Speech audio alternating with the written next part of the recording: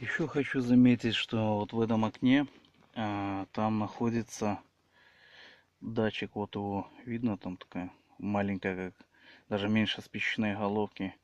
Датчик сам на двух ножках. Он очень-очень нежный такой, шевелится весь там.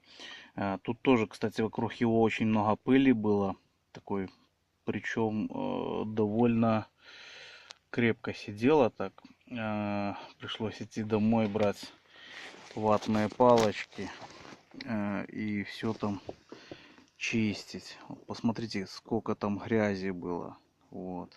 Этот датчик отвечает за температуру воздуха в салоне. Он снимает показания. Вот. А, Так что прошу обратить внимание, что при чистке надо быть предельно осторожным, чтобы не повредить его. Вот это вот окно, вот туда к датчику идет. И ну, вот это получается на этом месте кулер стоит и пропускает через датчик воздух. Вот. Я там уже все вычистил. Сейчас займусь чисткой самого кулера. Ну, дальше будет видно.